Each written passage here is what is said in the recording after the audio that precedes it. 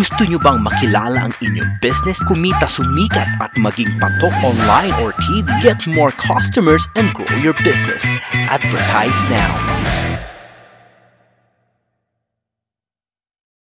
From the studios of Litter News Philippines, Errol Dakabe of Camaong Asset.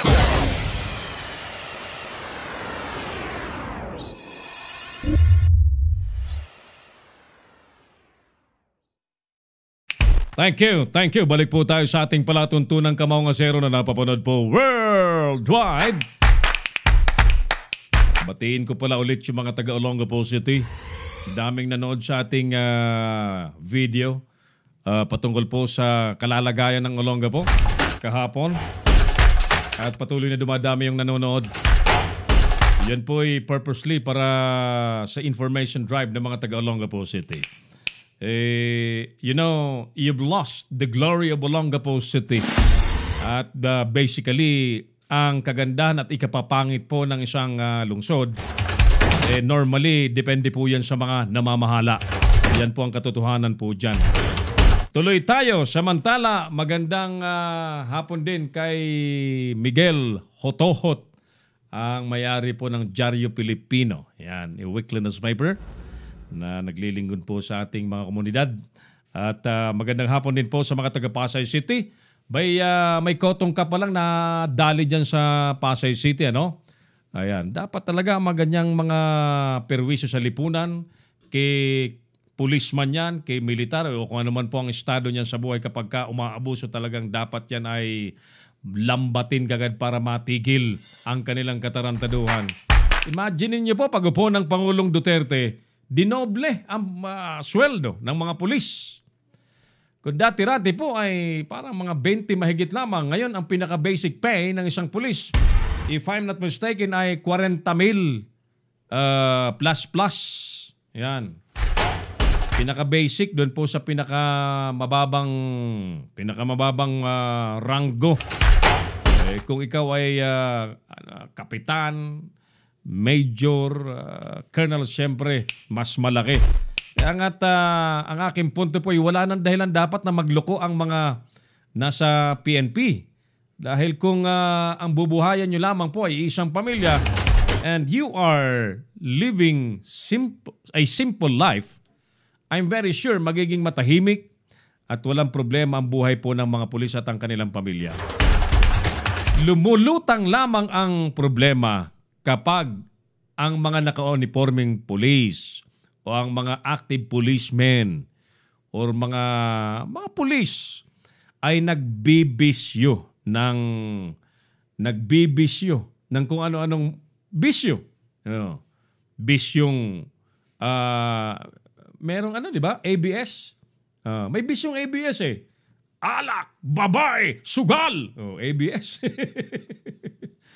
Yan, pagka sino man ang magtaglay niyan sa katawan, lalo pulis, sigurado pong gagamitin ng tarantadong pulis ang kanyang tsapa, ang kanyang uniforme, ang kanyang kapangyarihan para po sa pansariling kapakanan.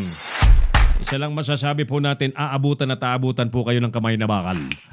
Tuloy tayo. Samantala, Candidates Forum inorganize daw at isinagawa ng PPCRB at COMELEC sa Parañaque City. Balitang binantayan ni partner sa Parañaque. Yes, Paring Boy, at magandang hapon. Dinaluhan ng daang-daang mga taga-suporta ng mga kandidatong tatakbo sa darating na May 13 local at national election para sa local position ang Candidate Forum sa Parañaque City.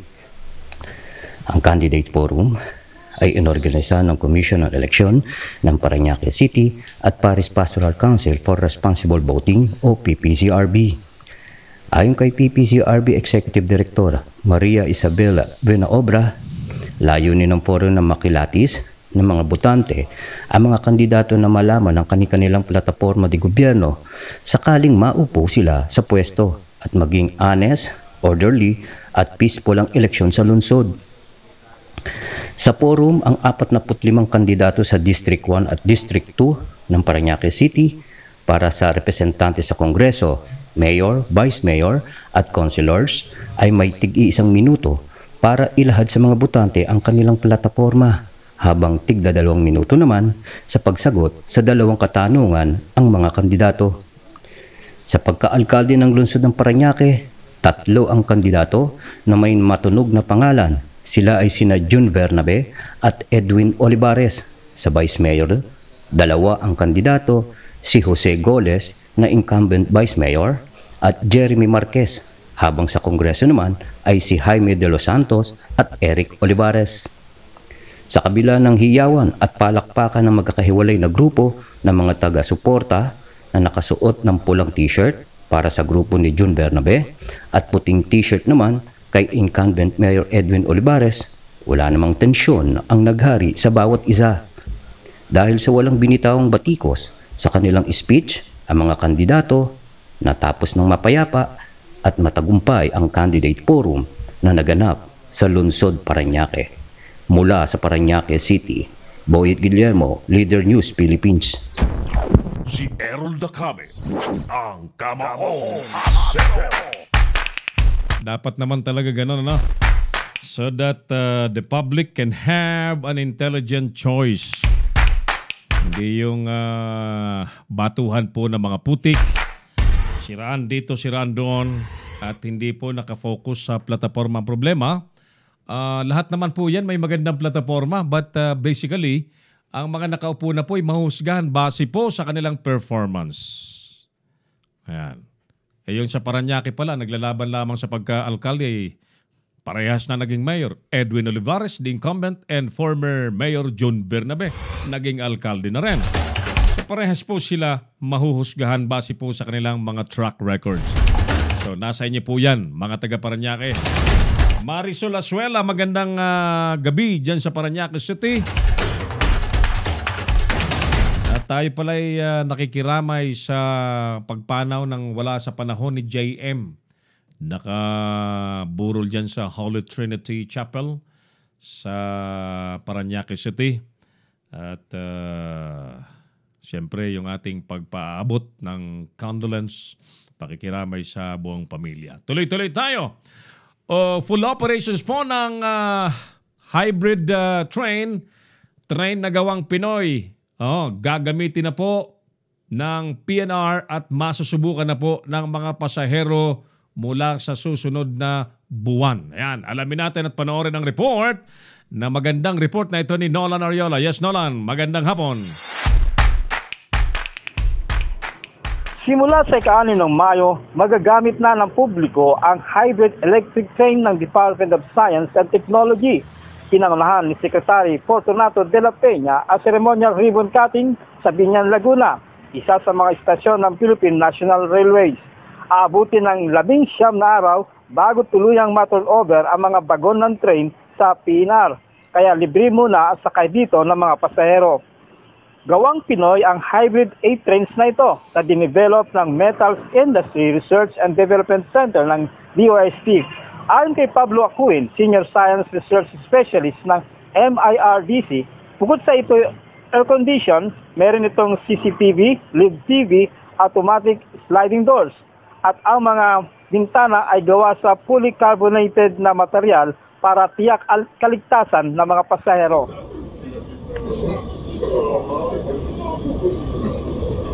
For us, because it's Filipino made, it's environment friendly, it's energy efficient. So, yung mga parts, madali kong ma-source out. Hindi kagaya yung import mo pa sa ibang bansa, mahal, matagal mo kami. Bakit batuin yan hindi? Kasi before may ganyan dito meshware. Dahil gusto ni PNR kasi alisin yung mga meshware kasi para hindi magmukakulungan ng mga. So we replace na yung tempered gas support card. Basta mababal ka sa Bibiyahe ang hybrid train mula Alabang hanggang Biñan Station. Halos 120 million pesos sumano ang nagastos sa train na ito na 5 taong ginawa ng DOST. Mula sa gulong ng bagon, mga baterya, makina at hanggang sa control panel ay dinisenyo ito ng mga Pilipinong engineer sa DOST. Malaking may tutulong ng PNR sa commuter. Ilan sa mga pasero ay first time na sumakay ng hybrid e-train. Sir, ito yung gawang Pinoy na train. Ano masasabi mo? Ganda, lamig. Malaki. Medyo magalang takbo. Ang ina-expect ko po kasi first time siyang tatakbo. So, mabilis tapos may isang magiging ng every station na lalapagan niya. Yun po yung Sa pagiging gawang Pinoy po, gawang Pinoy po. okay naman po siya. Okay na. Okay naman siya. And congratulations. Finally, but finally. Big impact talaga. Sana tuloy-tuloy na yan. Sana hindi nila suko. Big impact, hindi sa business, o hindi sa academia, kung hindi talaga sa simple government. Ayon kay Secretary de la Peña, napapanahon na para ma-modernize ang train system sa PNR. Well, we have the savings on fuel as one. He mentioned 20 to 30%. The second one, of course, is the effect on the environment. Because electric and if we may mention, this is cheaper. Hindi na ng ating kasaysayan, 1892, magdan na yan, at kami ay very proud. Kung sa aming kolehiyo, meron kami litrato ni Rizal na bumababa sa tren sa Damortis. Okay, so you can imagine na panahon pa rin Rizal, sumasakay na sa tren hanggang sa may Damortis. Sa loob ng higit isang sentenaryo, iba't ibang klaseng train na ang dumaan sa mga release ng train ng PNR. Sa ngayon, pinaghahandaan naman ang validation testing ng PNR kung saan sasakay na rito ang nasa 800 mga pasero. Mula rito sa Labang Station, Lolan Ariola nag-uulat para sa Leader News Philippines. Si Errol Dacame, ang Kamaong Asero.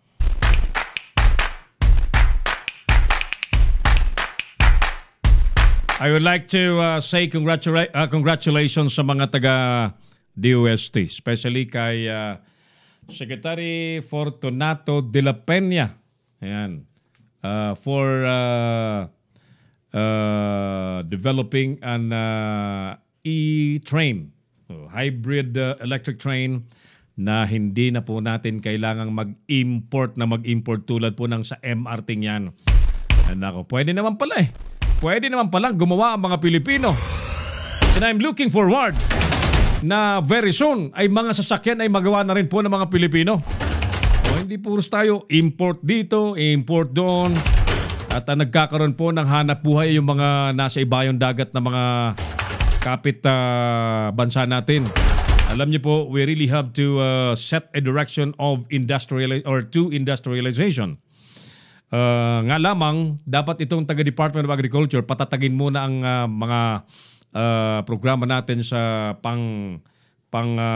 agrikultura, pagkain para ang mga Pilipino busog talaga at makakapagtrabaho towards industrialization. At maging siyempre ay abot kaya ang mga pagkaing Pilipino. Although they can still sell imported products, but dapat ay sapat, sufisyente ang supply ng mga produktong Pilipinong pagkain at saka tayo mag-usap ng industrialization. Siyempre, nandyan yung infrastructure. Ako, basically, kung akong presidente, tatlo lang ang direction basically para gumanda ang bansa. One, food sufficiency muna para walang magugutom. Number two, ayan, infrastructure development. Ganon yung ginawa ni Marcos. And then, sa dulo po, on the third focus is industrialization. But overall, dapat pangangalagaan po yung kalikasan. Kahit kasi mag-industrialize ka at kinaligtaan po ang kalikasan, take note, ang kalikasan po ay buhay. Ang ibig sabihin po niyan. Pag sinira po natin ang kalikasan, magiging madumi ang hangin, mawawalan po tayo ng tubig, magiging polluted ang dagat, wala na po mga isdang mahuhuli, lalo't inaagawan naman po tayo ng mga incheck sa pangingisda at sinasakop ang ating teritoryo.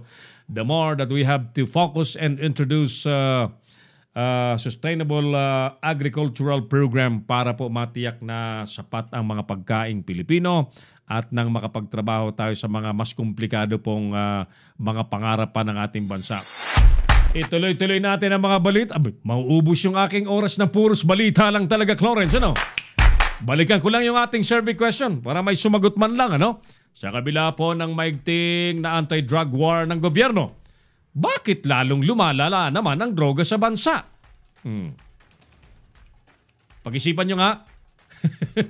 Anong sagot ninyo? Sa kabila po ng napakaigting na anti-drug war ng pamahalaan, bakit lalong lumalala naman at dumadami ang kumakalat na droga sa ating bansa? Diyos ko po, yan po ay tanong na dapat ay napag-uusapan po natin. Ituloy pa rin po natin ang ating, i-comment po ninyo sa ating comment section ng ating FB page ng Leaders Philippines at babasahin po natin yan, ano? Si Badet dyan sa, nasaan ba si Badet? Nasa Las Piñas, ano? Ayan, Badet at sa mga kasama dyan, nakikiramay ang Leaders Philippines sa pagpanaw ng iyong tita. Ayan. Anong pangalan nga ng Clarence nung ating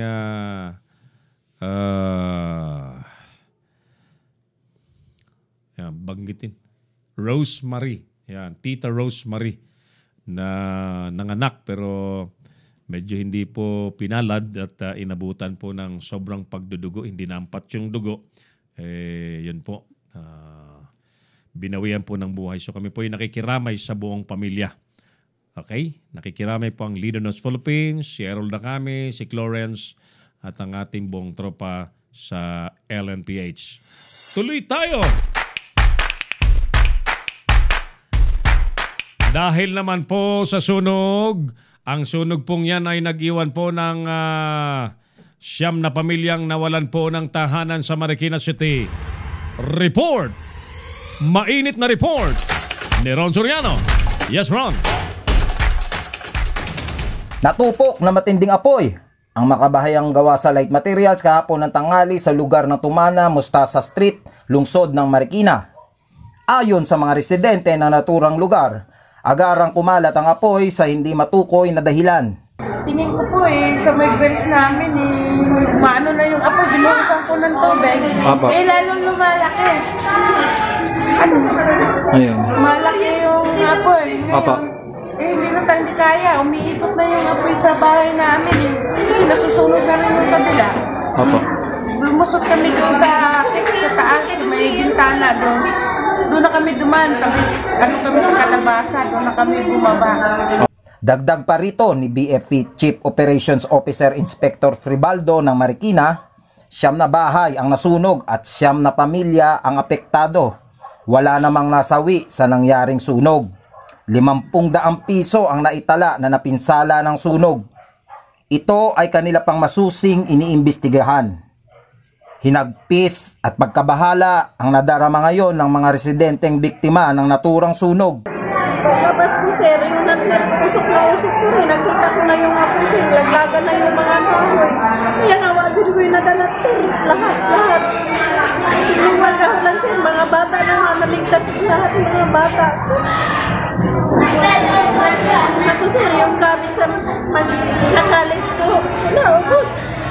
At dahil sa pangyayaring ito, ay may kutuwang sila at magandang loob na pansamantalang mamalagi ang mga pamilyang apektado ng naganap na trahedya. Kasama ang local government ng Marikina upang matulungan sila sa kanilang kalalagayan. Ito ay si Pastor Gerardo La Rosa, Head Pastor ng Moriah Baptist Bible Church ng nabanggit na lugar.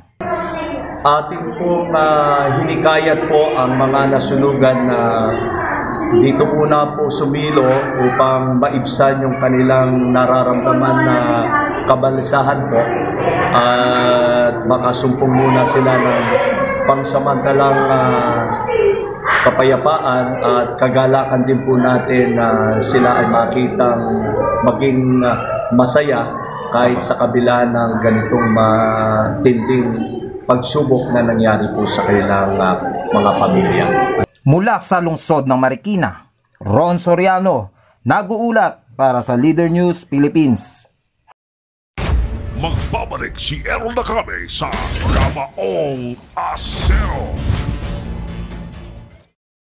Bring your business over 1 million TV or online. Reach your target customers anytime, anywhere.